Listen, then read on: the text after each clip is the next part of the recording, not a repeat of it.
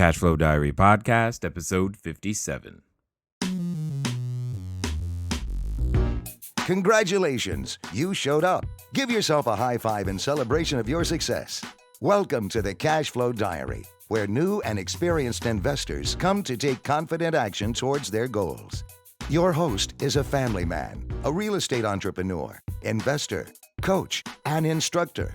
As a master facilitator of Robert Kiyosaki's Cashflow 101 game, he's inspired many to begin their journey into creating cash flow for themselves and their family. And now, here he is to offer you the tools required to earn the income desired.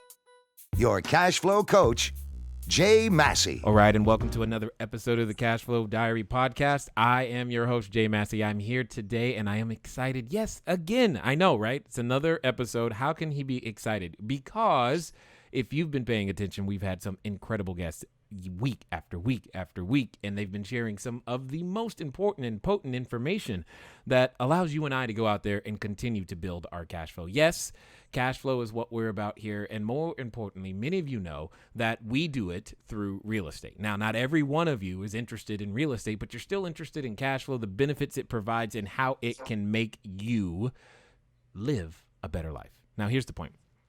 For those of you that are looking to learn about how to build cash flow using real estate, you're going to go over to learninvestingnow.com. That's the place for you. Name and email, get your free course, get started today. For those of you who say, you know what, I am ready. I don't want to learn anymore. I am ready for some experiential learning and some action. Guess what we've got? We've got cash flow, investor-ready properties sitting there waiting for you over at begininvestingnow.com. Now, for those of you listening on your phone, just send a text. The word is cashflow to 38470. Again, the word is cashflow to 38470. And you can go over and begin getting notifications when properties are sitting there ready and waiting for you. Enough of that. Now, today's guest. I am telling you right now, you are going to be excited. You're going to be ready to take action. And I know that he's got lots, and I mean lots, of credible, competent information that you're going to be able to use. He's recently been able to come up with a new book, if you will, in the sense that it's new to you because you may not have heard it, but it's been making waves, big splashes. It's a bestseller in 2 different categories. The title of the book, just so that you know, is Conscious Millionaire, Grow Your Business by Making a Difference. And you guys know that I love to make a difference, not just make a dollar. So do me a favor and welcome Mr. JV Crum III. JV, are you there? I am here. Jay Massey, I am excited to be on this call with you today. Thank you for being here. Thank you for investing some time with us so that we might be able to become more conscious about what it is that we are doing when it goes out there to create cash flow, sir. Thank you very, very much for that. Now, well, I'm excited to get started. What do you want to talk about first, Jay Massey? I know, right? You've got so many things coming across, and I mean, I know we were talking before, and you talked about how we can use money. You talked about risk factors. You talked about so many things because you've got a wide range of experience. Now, for the 3 or 4, maybe 5 people who haven't heard of you, could you do us a favor? Kind of give us what I say it the same way every time. I was like, can you tell us, your origin story? I tend to think that entrepreneurs are kind of like superheroes, and superheroes have origins. They start off in, some way. Maybe they get bit by a spider, and then now they're superheroes. So I'm kind of curious a little bit more about how you got started and what you're up to today. Sure. Well, I'll go over my background a bit. It's an interesting story, and I think it's common that people who grow up, I found a lot of people who grow up and ultimately become, super successful in some way in life, actually started out pretty humbly. Because I grew up out in the country in a little town with 300 or 400 people in the center of Florida, in a little country town. Where there wasn't even a stoplight. There was a little blinker. How small was it, you ask? Well, there was a little hardware store, and in the back of the hardware store, there was a little section 10 by 10 that was actually the post office. So wow. That gives you, but there was this 4 by 5 by a lake. So I grew up creating little sand castles and getting my feet cut on the mussels in the lake and skiing, and actually with a cane pole. I don't even know how to use any other pole. A cane pole with little worms catching brim and bass, and we'd cut those up and fry them at night. So that's the kind of world I grew up in. And my family just constantly had financially challenges, as a lot of the little families in town did. My father was in farming and citrus, and that was so weather dependent that he would have 100 acres of a crop, and if something went wrong with the weather, you just lost it, because even if you were trying to irrigate things, you could have the wind. I mean, all kinds of things could happen. Citrus, you could have freezes. My mother was a school teacher. So by 5, there was this magical day in my life in which it became clear to me, because I kept going, wow, what is the answer to this? I mean, because I was already tired of having all these financial struggles and listening to the little fights about money, and really going to the grocery store and having to be really tight. I knew not to ask for anything. I mean, I knew not to do that. And one day I got the answer, and I said, when I grow up, I'm going to be a millionaire. And it was so strong, so clear, so complete for me. It was like I'd had a vision. And from that day on, I completely believed it so strongly. It was like a destiny that just hadn't completely happened, but inside it felt like it already had. And I ran into the house that day, looked at my mom and dad, and I said, when I grow up, I'm going to be a millionaire. And I remember my mom shaking her finger at me and saying, don't tell anyone. And as a little kid, of course, I went around and told everybody, because that's right. But when I sat down to write my book, I said, well, what was the reason? Because my mom certainly had my best interest at heart. Why did she say such a thing? And really, probably some people on this call can relate to this, because we've got this mixed up message in our country that to be a good person, somehow you need to be broke or poor or best middle class, but certainly not doing well. And we lived catty-cornered to the little church in town with, I think there were about 60 people who went. And we were the family who kind of ran the church, and we went 3 times a week, even if we were the only people there on Wednesday night. So my mother, it was clear to me, had this view that I think a lot of people share, that if you had that much money, you had to have done something wrong. You had to be cheating people or lying or stealing or doing business in a way that wasn't completely above board. And I think that's what her message to me was, but that probably had something to do with why we had so much struggles. Because inside, so many people have a mindset that says it's just not quite okay to be wealthy, to really drive the Mercedes, to have the beautiful home, to take the vacations and stay at a 5-star hotel. For a lot of people, if they're honest, that's just not completely congruent with their belief systems and their values. And I'm here to tell you that abundance is a natural state of being, that I believe the world is naturally abundant, and that we create our abundance by adding value to other people's lives. And there is nothing better than adding value to another person's life. Oh. So that's how I grew up, with this vision. I'm going to be a millionaire. And then when I was finishing my first graduate degree, I had a master's in clinical psych, and I was thinking of going to law school, which later I did. But I came home to see my dad, and he was always so optimistic, and his companies were just basically on the verge of bankruptcy. And so he said, will you come home and work with me and help me?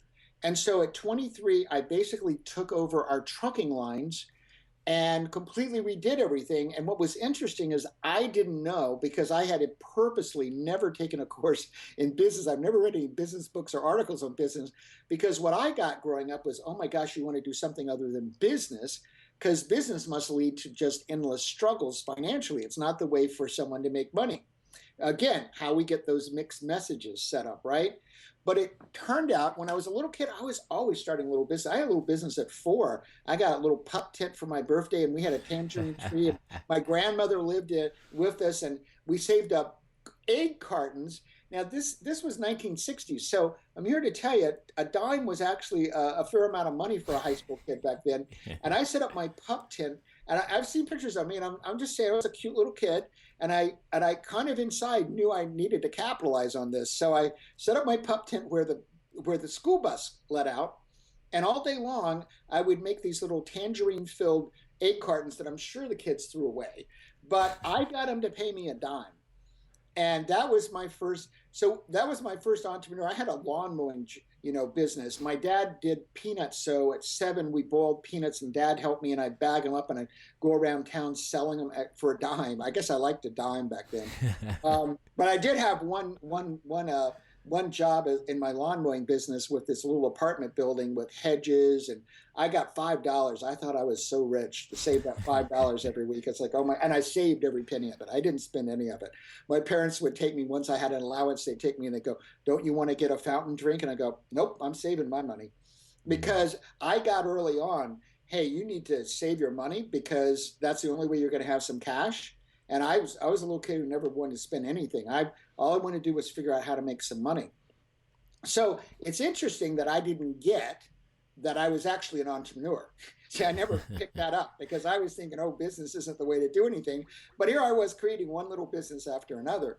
And so I started running the trucking lines and I just put systems in. I didn't know that word then. And I remember the 3rd month, we were hauling like hundreds of loads a week. But there was no money in the bank and I couldn't figure that out. And so I sat down all weekend and I went over all the numbers, and this will sound, almost funny. It's almost hilarious when I look back how I described it. But I remember calling my dad up and going, oh, Dad, I figured out the problem. Every week we take in less money than we pay out. Now it's kind of like the big duh, but that really was the problem.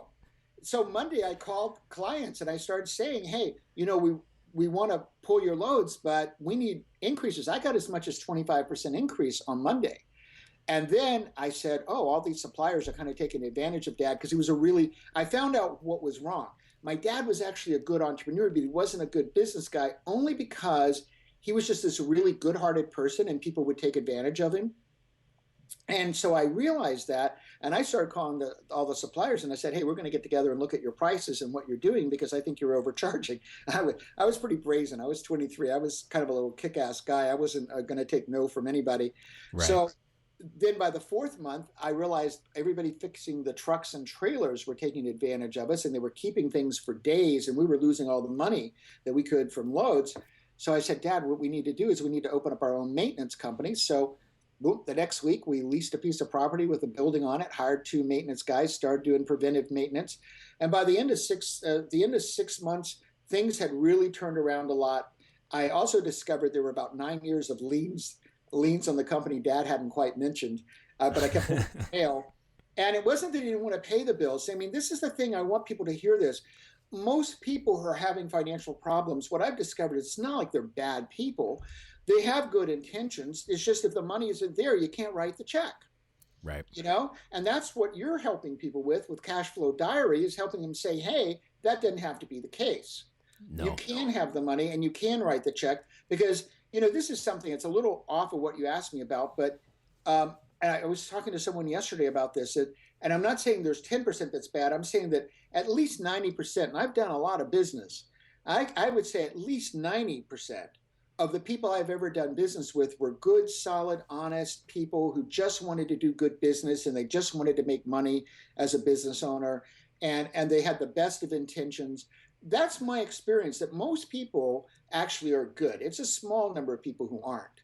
And when you take a good person and you teach them how to create the cash flow, what you now have is a person who can be more conscious. They can help their fellow man. They can give to causes they care about. They can send their kids to college. They can prepare for their retirement because that's what most people really want. It's just as basic as that. And they have the best of intentions. And that's why I think it's so great what you're doing with CashFlowDiary. So that year I turned everything around, had a 6-figure profit. By the 3rd year, I had months where we were making 6 figures in a month. And I had become, kind of overnight rich for all practical purposes, created the first million by 25, had the beautiful home on the water, the Mercedes. And I had learned a lot about business in the process of doing that because I had to figure out what wasn't working. And I just got everything, really, when I look back, I got everything highly systemized so we'd figure out what worked. And we just did it over and over and over and over again.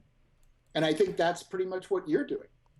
Yes, I think that's the path of every entrepreneur. For those, but you said so many key things, but for those that are willing to take the risk of getting it wrong so that they can learn the skill set of how to get it right and keep moving. I agree. Absolutely.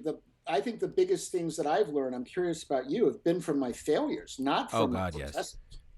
There are times where I don't like getting that we closed transactions today. It's like, yay, it closed. There was no problems. I'm like, okay, but we didn't learn anything. We didn't grow. I mean, you talk about those small percentage of people. I think those small percentage of people, what happens is that it catches us unaware when they do something that we're not expecting, and it hurts so bad. Because I can remember a few years ago where we had an individual that was able to embezzle some literally 800 grand. And that was not a simple thing to swallow or learn to recover from or learn to keep pushing forward. But there were so many lessons. The company is so much stronger. I am so much stronger. My wife, everything has come from that. That's been amazing to be able to see, but you've got to be willing to put yourself out there to that level so that you can grow and hold and handle that much responsibility. And all of those things have come together. One of the things that you did say, though, that I think is interesting is that you at age 5 managed to do something that most people never get done. And that's called you made a decision and you stuck with what it is that you said you were going to do. I'm curious, how did you do that? Well, I think I remember exactly where I was standing. I was standing next to the neighbor's kumquat tree. It was country. We had the tangerine tree and they had the kumquat tree. And my dad did oranges. So we had plenty of little fruit. And it just hit me. It was like a vision came over me. I felt it in my body. I can still remember it as I talk about it, that it was just like a profound insight. I was thinking about what is this problem that we're always having difficulty with money? Yeah. My parents were very intelligent. Mm-hmm. That wasn't the issue. And it just hit me that the answer was grow up and become a millionaire. And I was sold the moment I said it. I said it out loud. And that's when I didn't stand there very long. I ran in the house because I had found Eureka. I had found water. Right. And I wanted to inform my parents with what the answer to life was. And it was grow up and be a millionaire. Absolutely. Yeah, because I was so clear about it. Although there was another piece to that story. And that was at 25, it only took me 3 months. I remember particularly of living in this beautiful home, brand new home, 4 stories, luxury townhouse on the water, the Mercedes. And it all of a sudden hit me that I had programmed myself to be the millionaire, but I had forgotten something that was even more important. I had not programmed myself to find meaning. And I realized that now I can say at 25 because it was me, I still didn't know how to have a good relationship. I still didn't even like myself. And I think if a lot of people in their 20s are honest, they haven't yet come to the place of liking themselves, loving themselves, feeling comfortable in their own skin. I certainly didn't have any of that. And I said to myself pretty quickly, I said, well, a good bottle of wine is better than a bad bottle of wine. And that's true. That's absolutely true. In fact, I collect wine now, so I love wine. But the truth was I didn't know what the meaning part was that was related to money. And I spent another 15 years of going off to all kinds of retreats, to personal development, to spiritual retreats, looking for what's the money and meaning connection. And that's when I decided to sell the trucking lines because I wasn't finding meaning because I wasn't doing my purpose. Right. I wasn't doing something that felt, I knew how to do it. It made money, but I didn't get up in the morning jazzed and passionate and exciting and feeling like what I was doing was making this huge difference in the world. And I realized how important that piece was. And skipping a few years, having sold the companies, I went off on personal journeys. I'd camp out. I was living in Colorado for 2 and 3 weeks at a time, just asking and searching and trying to find the answer. Why am I here? How can I take my talents and skills? How can I make some difference in the world and create my financial fortune that I want? Awesome. And in another day, actually in a hot tub, I'm a hot tub kind of guy, I was looking down at a brochure. It happened to be for a green festival. So to explain why the word conscious was in there. And I had been thinking for a couple of years, I want to create a millionaire program for people, but I know you're going to know exactly what I mean. I don't want it to be one of those smoke and mirrors, right. Fast answer that really was vapid. And the truth is, a lot of those programs, the person who makes the money is the one selling the box. Right. And I knew that wasn't what I wanted to do. And when I saw the word conscious, it's just, oh my gosh, I immediately got that same feeling I had as a little 5-year-old when I'm going to be a millionaire. I got this tingling on my spine, and I knew right then that what had been revealed to me in that moment was my purpose and destiny, and it was Conscious Millionaire. And knowing how the world and the universe works, I didn't worry that ConsciousMillionaire.com was taken. I stood in the hot tub for actually another 40 minutes and reveled that what I had been searching for, I had now found because I knew it, just like I did as a 5-year-old. I got out, I took ConsciousMillionaire.com. Being a good attorney, I filed my trademarks pretty quickly. I now have it trademarked in 25 countries and counting. And then just, an aside, we were talking about 6 months later, I got the rest of my purpose. I got the phrase conscious world, which I also took all the URLs and trademarked it. And that's now Conscious World Foundation, where I'm moving towards being in 160 countries, helping youth become conscious leaders and living the principle I've created called Triple Win, you, others, and society winning together, so that all over the world we have youth growing up believing that everybody's supposed to win in this world and that we all have an obligation to do our part. And so that's become just as passionate for me as Conscious Millionaire. And they're really intertwined because that's what I teach entrepreneurs, is that you're here to live your purpose. You're here to make your difference. You're here to live with abundance and financial fortune. And because you do that, you're now in a position to help everybody else win as well, because we all have an obligation to give back. That's part of what I teach. It's what my parents taught me every day. It might as well have been painted on the wall. And my parents lived that part tremendously through all of their civic obligations. And my dad was big in Kiwanis, and things that they got involved with was always teaching me that. And so Conscious Millionaire kind of brings it all together and says, hey, you can build your business that way, or you can create your investments that way, so they're making a difference, and you can create a financial fortune. There's nothing incongruent. In fact, one serves the other. Indeed. And that's one of the things that I love about your message, and the fact that it's so clear. And for those of you listening, I hope if this is your first show, go back and listen to some of the others, because you will hear so many similarities. We've got some of the absolute business movers and shakers who are sharing with you what it takes to go out there and make things happen. And you've heard me talk about how you don't do real estate just to make money. You do it to make a difference, and you choose a demographic that you want to serve, and you serve them the best way you know how at the moment with the resources that you have.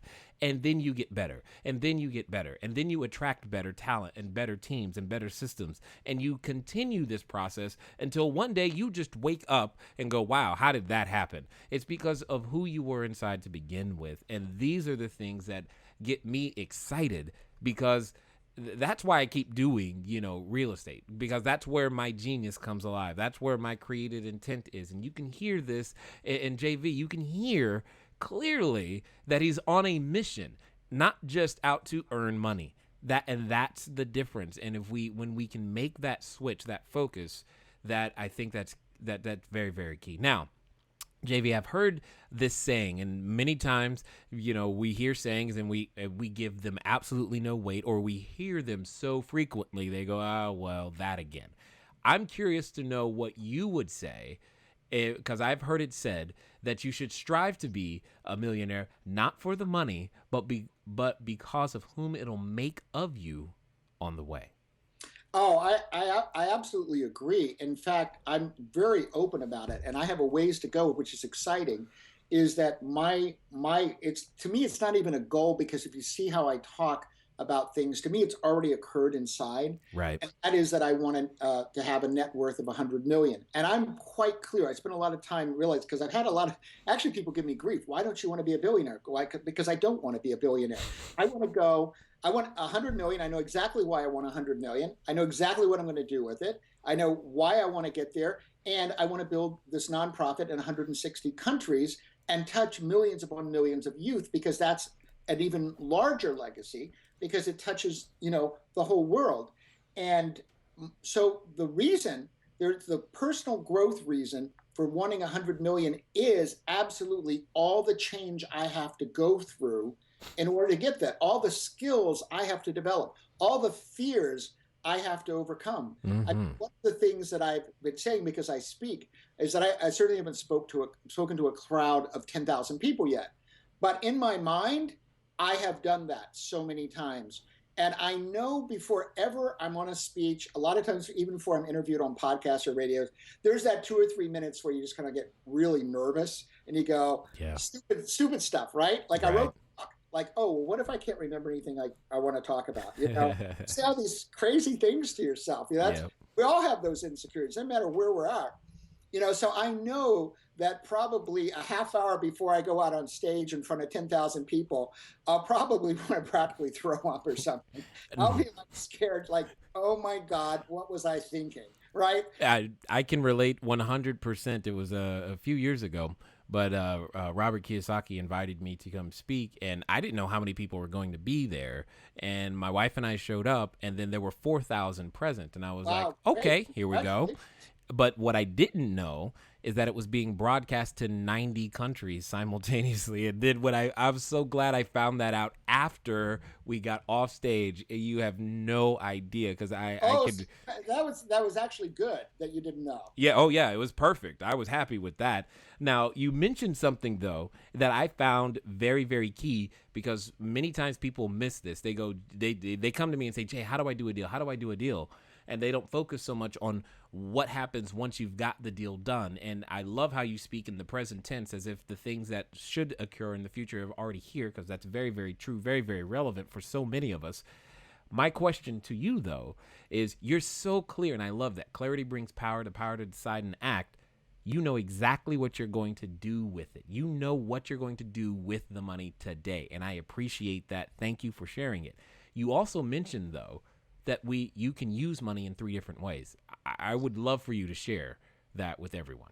Well, yeah, you know, I sat down, writing a book. I have to say, writing a book was one of the more painful things I've ever done in my life. Say that again, because I believe you.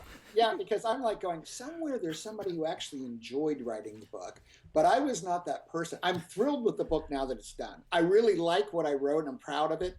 But I wrote this book over 7 years, and I wrote it 7 different times because I wanted a book that could change people's lives. I wasn't willing to put something out there that was anything but the best I could had in me.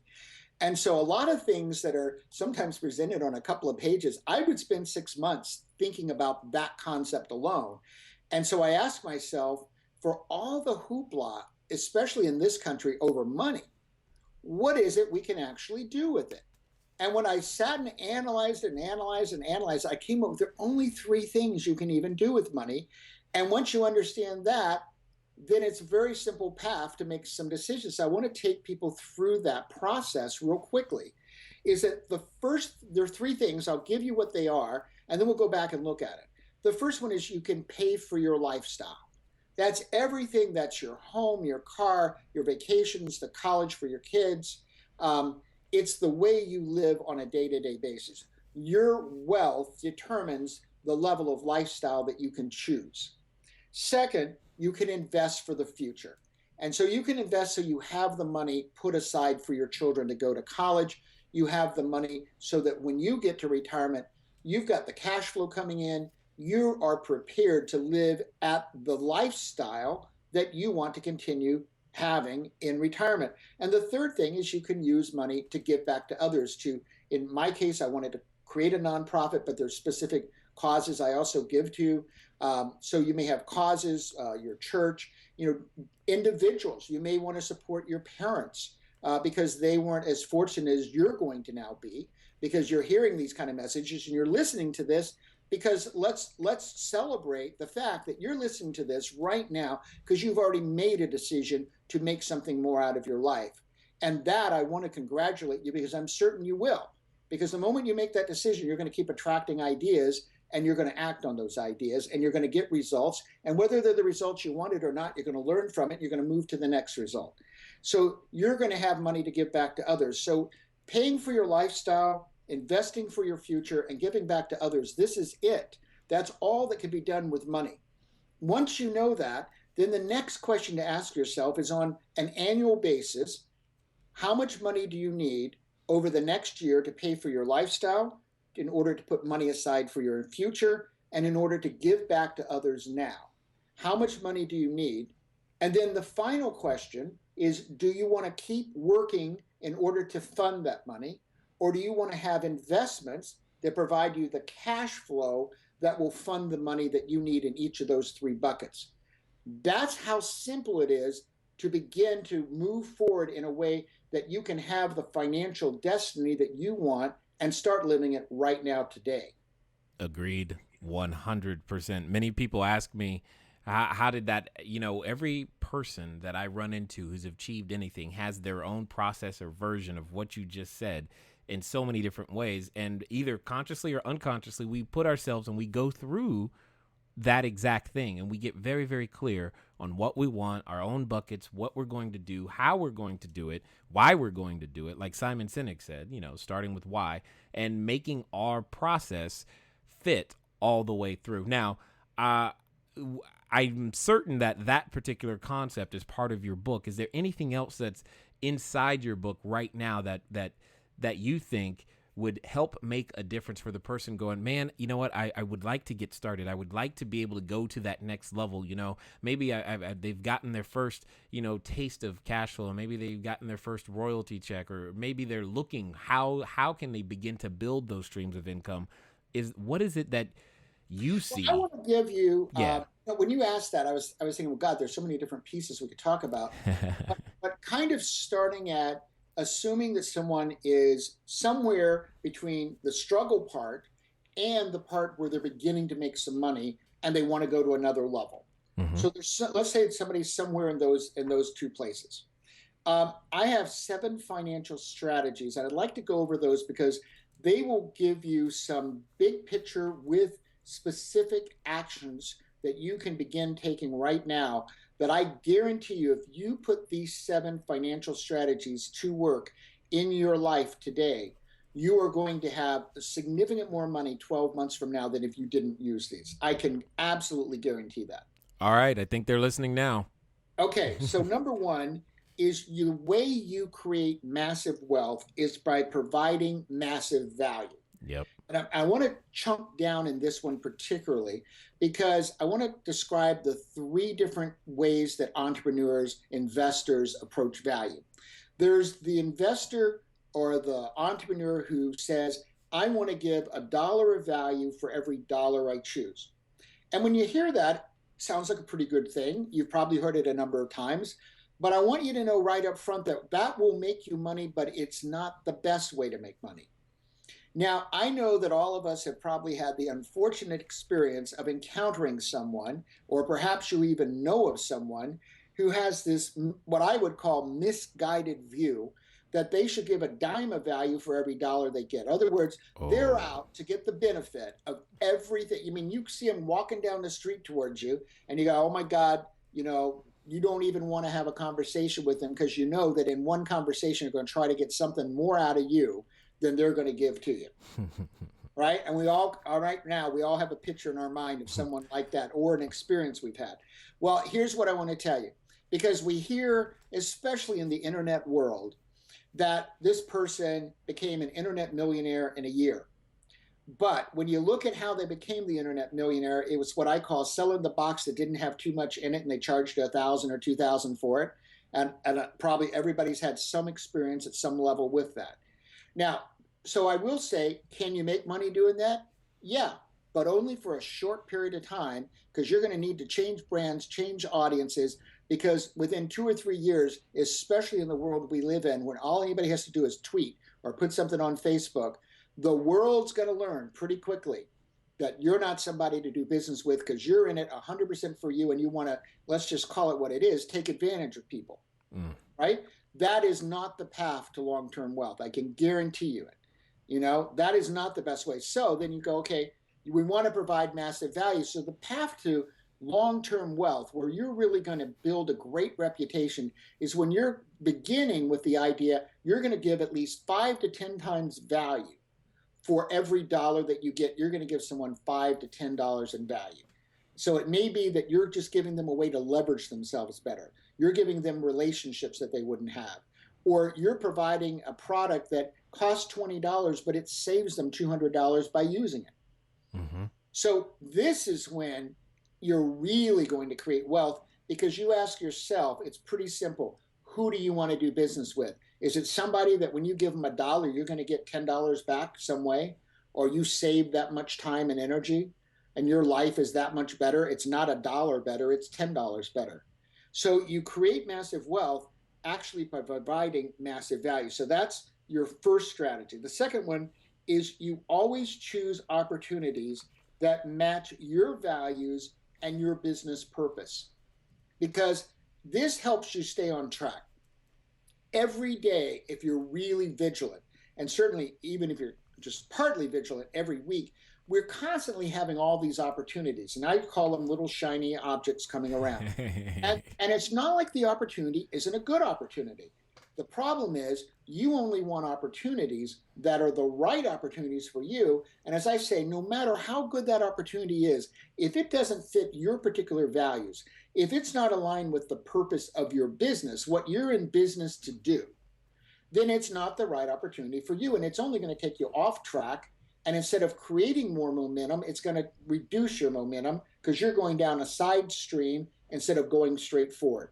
So you always want to just choose the opportunities that fit your values and your business purpose. And that alone can save a lot of people a lot of inertia, spending money on the wrong thing, and instead of building their business and massively growing quickly.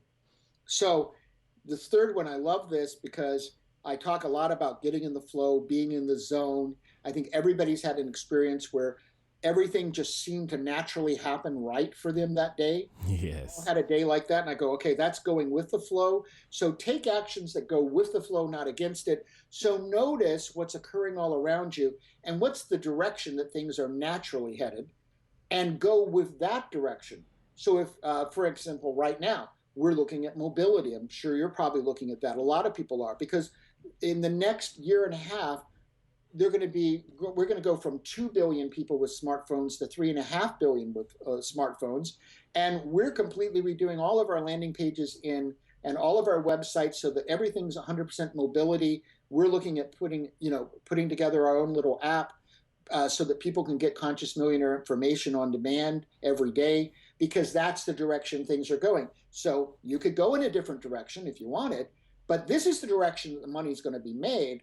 So you need to notice where the flow is headed, and you need to be going in that direction. So that's number 3. Yep. Number 4, consider both the downside risk and the upside potential. And I bet you run into this all the time, because people want to go, oh, this house could make me this much money. Right? That's great. But now, have you considered what might happen if you don't find a renter for 3 months? Yes. Or it turns out the inspection wasn't right and the roof needs to be replaced. Yes. Or the pipes might have some drips that you didn't know about. Yes. Because if you don't consider those and factor them in, you know you're going to end up with a bad deal that costs you money. It's not bringing you cash flow. The funny thing about that one, I just just yesterday, someone came to me. They're like, I got this, apartment building, because they know that's primarily what we do. It's apartment buildings and commercial. And they go, I got this apartment building, and it's all 1 bedrooms, and we're going to send it, and it's going to be for the Veterans Administration. And now, in general, you're thinking, yeah, that sounds great. They're looking for 1 bedrooms. Here's a 1 bedroom apartment, but you got issues. It's a single point of failure. They're the only buyer when it comes to 1 bedrooms in that particular marketplace. And it's just like, you don't necessarily want to have 100% 1 bedrooms. And it was the fastest conversation. I'm sure they were like, what do you mean it's not good? I'm like, well, it's not good for me. It might be good for you, but it's not good for me. And for that one reason right there alone. But being clear on these things allows you to make decisions that much faster. And therefore you can sift through the opportunities and take the one that match much quicker. Okay. Now, if you're like me, you're enjoying this particular episode, and you know that there's a lot more to go. You probably noticed that, hey, wow, this one's a long one. You're right. There was so much to share and so much to talk about that when you get, hanging around the right individuals, it just keeps going and going. And hopefully you're finding the value that's there. Now, I'm going to be quick. because as many of you know, we've been taking a break from our cash flow question. It will return. It will return. I'm just still excited about the upcoming release of the book. It's almost here. And those of you who want to get the copies or the sample chapters, you have two things that you can do. You can go to cashflowdiary.com/book. That's primarily there. You'll see a quick video. You'll be able to get some sample chapters. And for those of you who already know, you're like, look, this book's going to be great. Cool. Go ahead and make your purchase. I definitely would appreciate that. They will be signed. Those of you who want the sample chapters, feel free that you can go to the same website, or if you're just listening right now on your phone or some other device and you're not in front of the computer, whip out that cell phone. Type in, you're going to send a text to the word is sample, SAMPLE.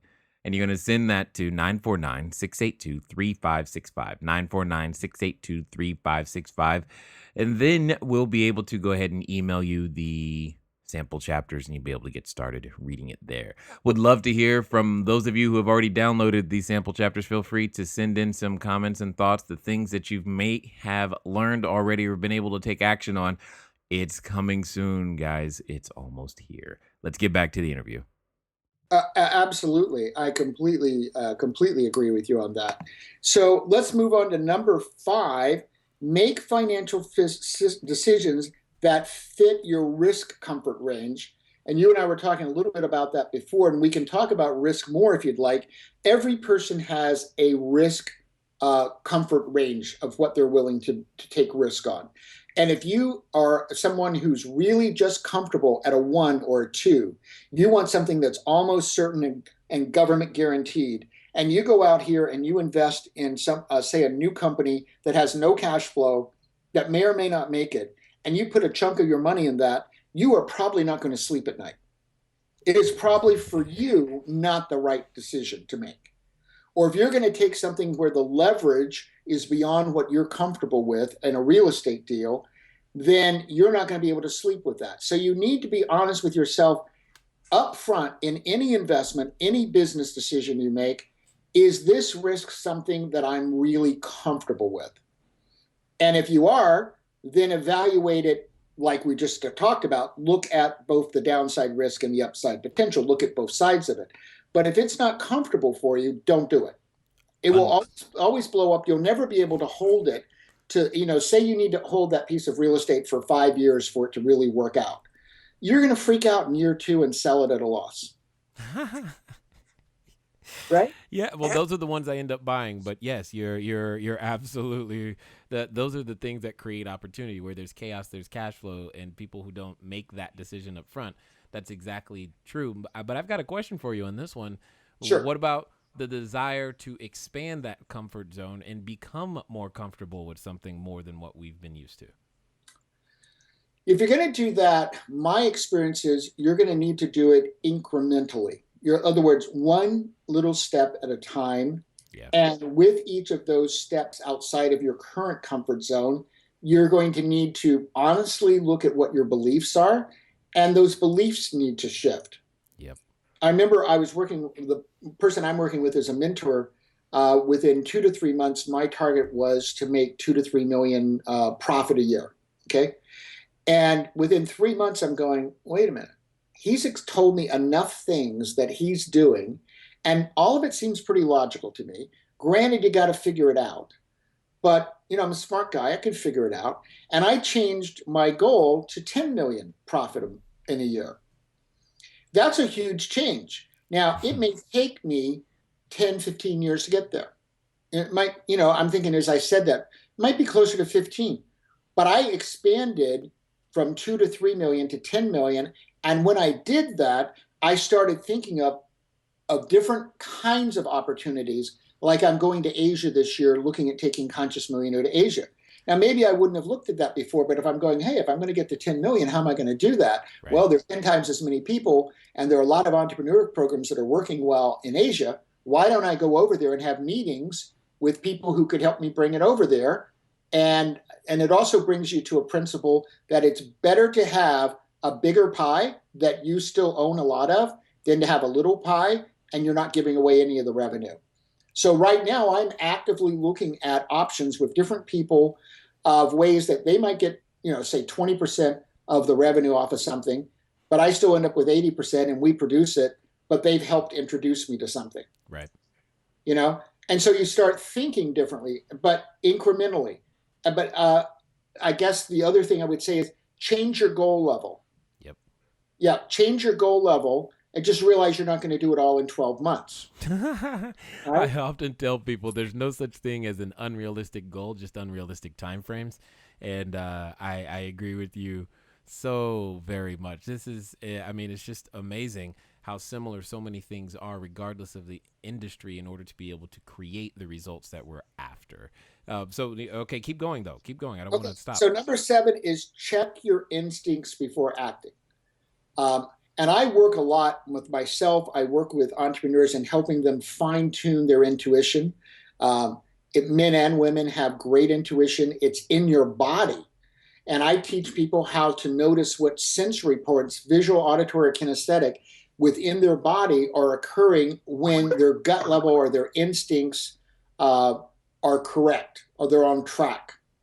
And so everybody has a way of checking in. If something doesn't feel right, there's a reason. It doesn't mean that you abandon it, but it might be as simple as changing the time frame. Or maybe there's 3 or 4 players, but one of them doesn't feel quite right to you. Mm-hmm. Or maybe doing the deal the way it's currently structured, you go, that's not quite right. Right. If you change the structure of the deal, then you'd get an internal check that said, oh, this feels good now. Yep.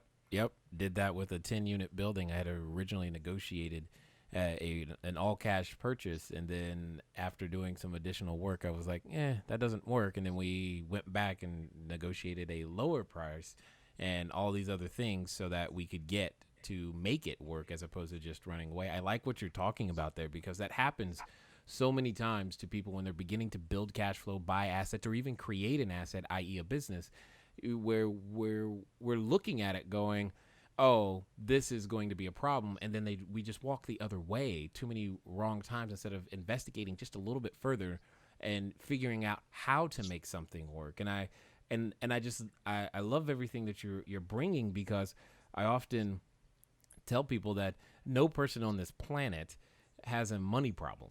Every person has an idea problem, and you've just gone through 7 different ways to create, to think and to have the ideas be able to bring you what it is necessary so that you can go out there and provide, more in use value than you take in cash value, or that massive, because massive wealth does come from massive value. These are the very things. These are the very tenets why I like to do apartment buildings, because that's more massive value. You're providing more value in an hour than just a single family house. And there's so many things like that. You know what? I was thinking, we were talking a bit about the downside risk and the upside potential. I find so many people skip over this, and it's a make or break kind of thing. Can we delve down into that just a bit? Oh, by all means. So let's look at what I have in measuring risk. There are 3 factors to look at.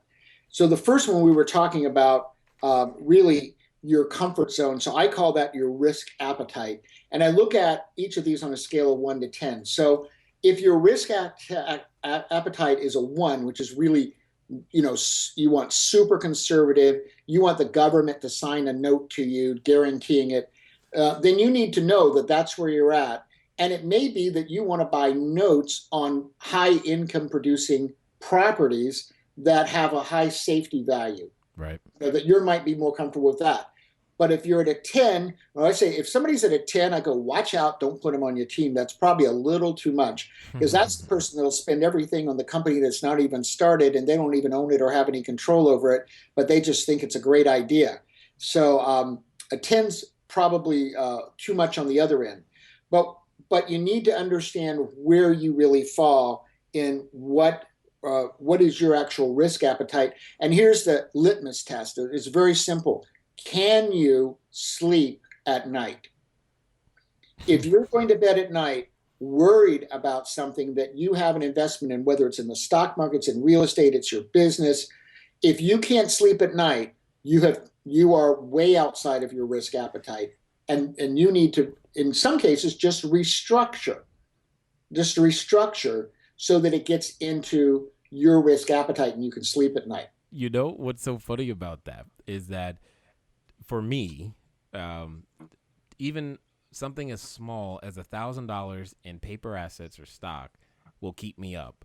Whereas I could do millions in real estate and sleep all day long simply because of the asset class, and I understand how it works and the controls that are there. It's just I'm laughing at myself because it doesn't have anything to do with the actual dollar amount. It has more to do with understanding how that asset works and how I can actually do something to affect its value and have that control. So this is Well, I hadn't thought about that before. I'm going to put a plug in on the side because I looked at when I was working on my book. I looked and I said, "Well, how much money have you actually spent on education?" And I sat down and on a piece of paper, and I'm not just talking formal. I've got 3 graduate degrees. They did cost money, but I've been in, highly expensive masterminds. I've been to so many different trainings, endless books, endless audio programs, endless home study programs.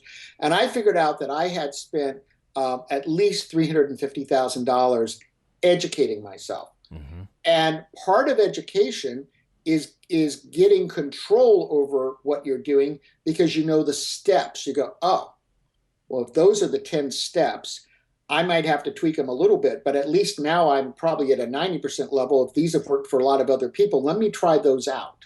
Right. And find out. And that's really what you're talking about. Education really is cheap compared to not getting the education. Oh, you're going to pay for it one way or the other. I just came out from 10 days being gone where I spent a total of $6,000 to spend 5 days in San Diego and 5 in New Orleans at 2 different conferences. And when you add up the flights and the hotels and what everything cost, it was right at $6,000. But I brought home ideas and solid strategies that'll make me hundreds of thousands of dollars, if not more. And we've already started implementing them on day one. Exactly. And this is what I love so much about being a, American citizen, being in the US, having the ability to do business, period, is when you go somewhere. And I just want to bring this up so that people understand that this is how I feel so strongly about this. I don't care how much the seminar costs, the book costs, the investment is. That is irrelevant. Long as you come away with one, and I do mean one good idea that you implement, it was worth it regardless of the cost, because that idea can be leveraged so many ways. Now, if you get more than one good idea, then you're just on overtime and it's awesome. But I go everywhere I go, I just want one. That's all I need. Just give me one idea. And when I got it, I'm good. I've got my money's worth, and then I'm going to go home and I'm going to implement that idea. Now, like you said, though, oftentimes because we're so receptive and open and looking, we can find multiple ideas because there's so much that, we don't know that we don't know. And then we end up finding out about it. We're like, oh man, we can do all of these things and provide so much more value. And, oftentimes you get a little overwhelmed, but that's where the team comes in to help you execute this stuff. So it's absolutely perfect. Well, and I look at that exactly what you're talking about as I go, the question isn't how much you spent.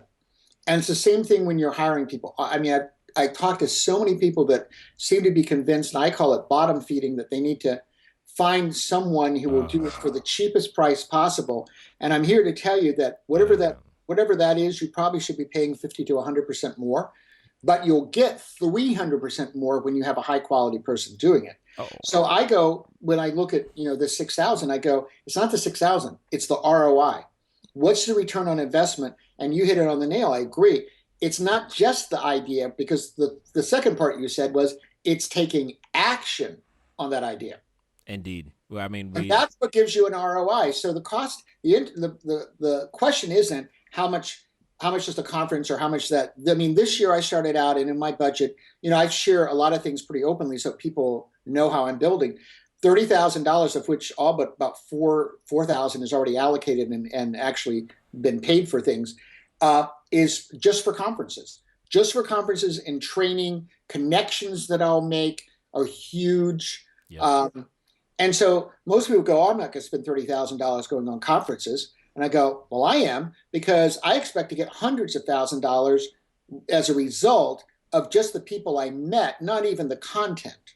Indeed, I can You only. see that at right. We Oh met at a yes, conference, and now we're on a podcast together, right? yeah. That's what's so well. What's so amazing is that people don't understand the value of that one connection, that one new relationship, and it's not even and it's about being the right person in the right place at the right time, and but we skip over being the right person and we go, oh my God, that's too expensive, I can't go. Well, that's why you're not the right person. Not because you didn't have the money, but because you don't have the right perspective on how to go out there and leverage each and every resource that you have available. I mean, you guys have heard me say it before. We're all given 86,400 seconds every day.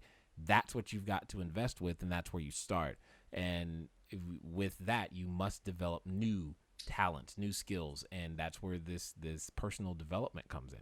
That's the point. It's the personal development's at the absolute core of everything I teach, everything I do. In fact, I remember about 20 years ago, I couldn't muse on all kinds of strange things. And I asked myself all kinds of questions. And I remember asking if I couldn't grow anymore, if I were told I could live, really well, but I couldn't have any more personal growth, I said I would be willing to leave right then. There's no reason for me to be alive.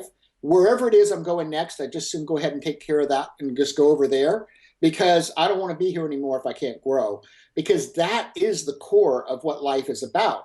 Everything you do in terms of touching someone else's life or giving back or getting the skills to create the millions that you really want, all of that's the personal growth. And that really is, we touched on that a while back. That's even far more important than the money. Because I can tell you, if you've been making money for a very long period of time, you're going to make it, and you're going to lose parts of it, sometimes very painfully. Money will come and go. I guarantee you that investing and being an entrepreneur is not a straight line journey. It is a roller coaster. Say that again, because they might have been washing dishes or something. It is a roller coaster, and in fact, I even talk about the entrepreneur, and it would be the same thing in investors' relationships, that you need to have a conversation with whomever you're in a relationship with. And it's even better if you hear this and you're not yet in a relationship.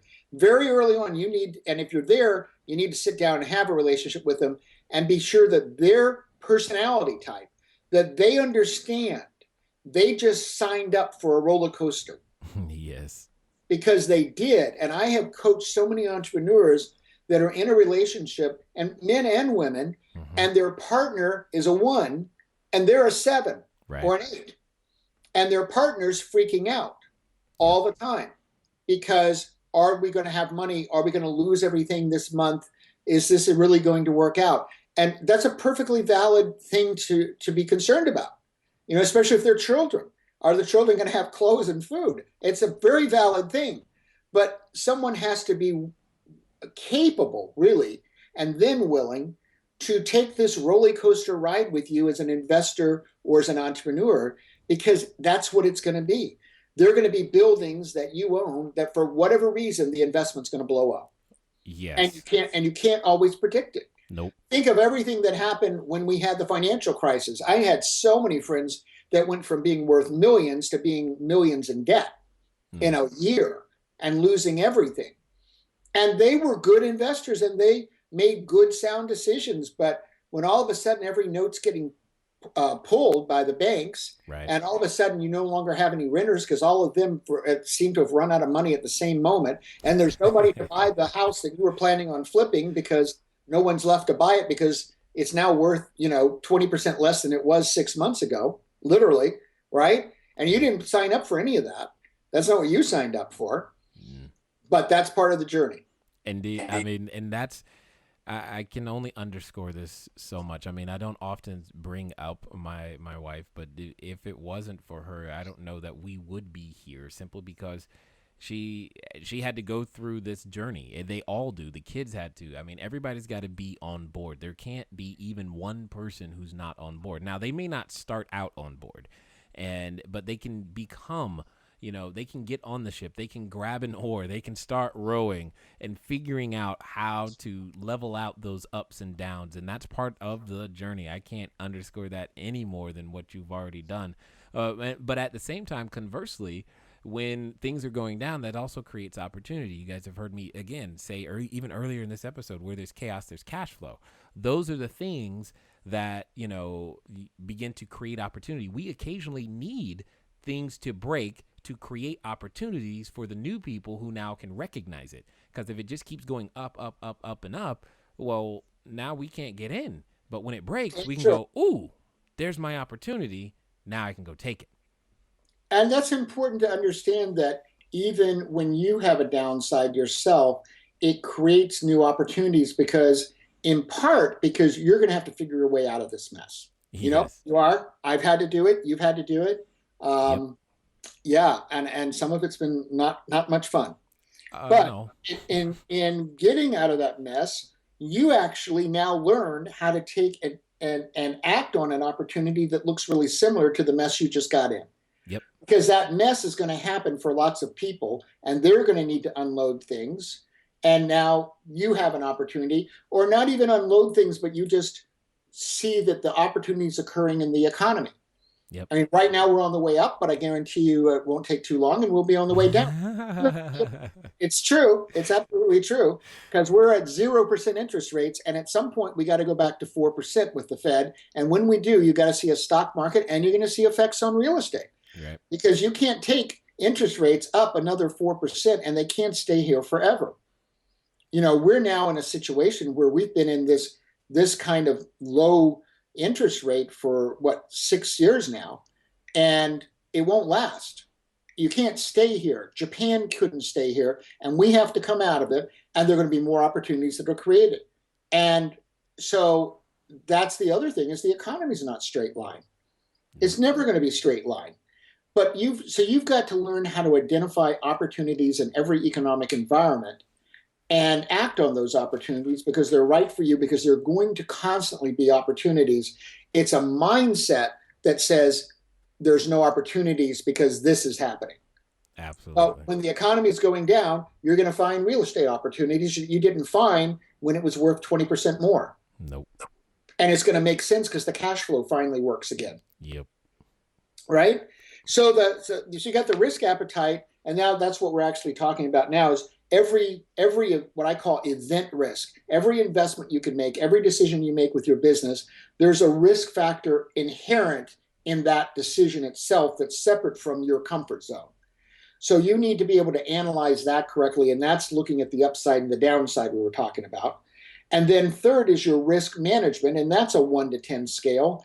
So good risk management is the risk is that you're going to sit down, and if you say you own an apartment building, you're going to review that on a periodic basis and look at all your numbers again and review what's going on, and reviewing the rents you're charging, reviewing what you're paying people in order to maintain it, and make changes as there's a necessity to do that. And also looking at, hey, has an opportunity occurred where I may be able to sell this at a profit I want to sell it at, and take that money and diversify and leverage in a new way and get into some investments that right now I couldn't. So it's better for me to go ahead and take my 30 or 40% gain and put it over here in this investment because I want to be over here now. Absolutely. Call that equity management. And for those of you listening, I hope you're taking copious notes, because these are all the things that it goes into, whether it's a business you're looking to invest in and create cash flow or become a part of or invest your time in, or if it's real estate or stock, all of this stuff is part of it. And that's why we created, for those of you who have already taken advantage of begininvestingnow.com, you know about our investor assurance program, because that's exactly what we do. We stay with you month after month to help you make sure that you are managing your risk appropriately as you get these cash flow assets, because you don't know what you don't know, and it helps to have someone along the way. Now, I love everything that you're talking about. I think I have this feeling that you and I could talk for quite some time. I was about to ask you. I'm going, well, wow, we've been going a while. We could talk forever. I think we could. Yeah. So, but I know they want more too. And I know you set up a special site at consciousmillionaire.com/CashFlowDiary. Could you tell us a little bit about what you're going to put there so that they can go get it? And because I know they want it. Sure. Absolutely. I'm really honored that my book's just been out a few months. It's become a bestseller in 2 categories, and that's really exciting. So I took this 320-page book and I made a smaller version that would introduce people that's about 50, 60 pages. And what I want to do is I want to give you that absolutely free, and then also give you 30 days that you can come in. And at my membership site, I've got about 17 videos that take you through how you implement things that I've been talking about, so that you can look at those in your business and investments, play them over and over again. And then we have interviews, we have training calls, we have blogs, we have behind the scene little videos. I want to give you all of that along with a miniature version of the book, so that you can take these ideas we've been discussing and starting to implement them in your life. And in fact, in the book, there's a whole series of coachings that occur. So they're all about taking action on what I'm discussing. Excellent. And again, one more time, that's consciousmillionaire.com/cashflowdiary. Do this, move at the speed of instruction. You guys know what that means. That means you're typing on your phone, you're going on your computer, you're doing it right now. You're making a note. So after you finish working out at the gym, you're going to go to consciousmillionaire.com/cashflowdiary and begin understanding, begin growing, begin that personal journey. This is where it starts. And understand this, just because you paid no dollars for it, you still paid time. You still made an investment. And I'm asking you to keep making that investment, because it pays many, many more dividends than you could possibly imagine. But you got to get started. And I suggest you get started today. Now, Jay, go ahead. I want to interject something there, because you brought up an important factor. And early on, I was talking about that you want to create massive value, and that what you really want to create is 5-10 times, at least 5-10 times what somebody paid. And today, in today's world, lots of people have something they're giving away for free. And I bet you've had the same experience I have, where you reach a point that some of that free stuff is so valueless, it isn't even as valuable as your time being spent to even read it. Right?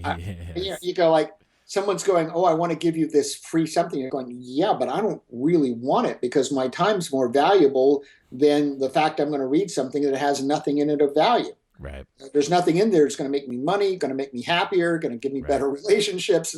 It's just going to be a bunch of fluff let's just call it what it is, right? Right.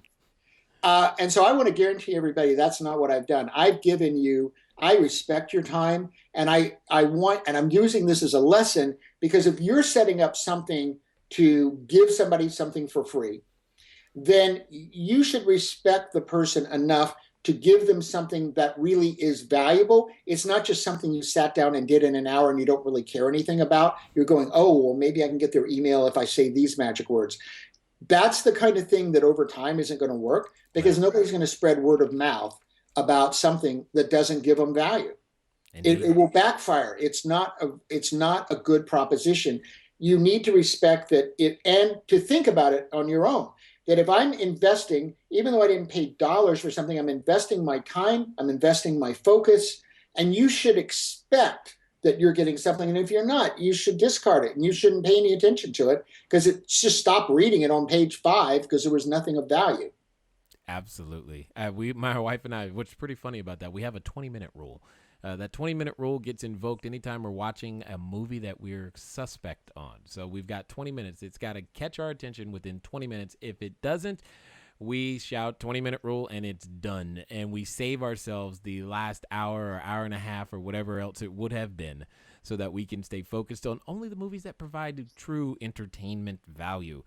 So yeah, there are many different ways to do that. I have the same. When I did my MBA, I studied the concept called sunk cost. And all that means simply is that you've already spent the money. Can't get it back. So when you're looking at an investment, whatever you've already spent, that's your sunk cost. That should in no way, just because you have $30,000 into this, is no reason to put another 50 if the next 50 ain't going to produce anything better than the last 30. And I do the same thing with movies, even when I go to the movie theater. If I paid for it and I'm sitting there and I'm going, you know what? This is a waste of time. I'm going, I'm not getting my money back, but I can get the next hour back. Yep. And I just leave. I just get up and leave. I love to hear you talking about that, because it's the same thing I do. This is awesome. You can't, I mean, even if you paid for it, you're not getting your money back. So just get your hour back and leave. You can go make that money back. That hour is gone. Oh, yeah. Use that forever. hour to, and at least be happier. I know. Happiness, happiness has a lot of value. Indeed. Well, it has been an absolute treat having you here. It's been an absolute, I can't even tell people just how excited I am when being able to meet and understand completely new people and just learning how much similarity there is regardless of the industry. You guys, you're hearing the same skill sets. Hopefully you're getting different perspectives though, so that you can go out there and begin to build your cash flow, because that's what it takes.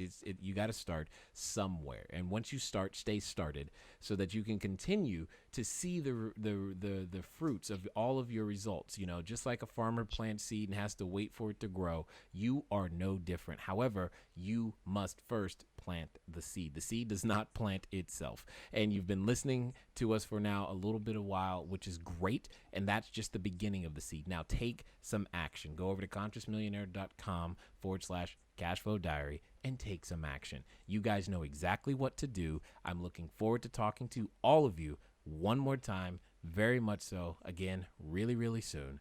And I will talk to you guys later. Until next time. Thank you for investing your time with Jay Massey and the Cash Flow Diary. When you have a moment, please visit iTunes and leave a positive comment about the show. And go now to our website, CashFlowDiary.com, to take advantage of our free business building course, Cash Flow Foundation. Gain the knowledge, understanding, and skill that will teach you how to never need a job again.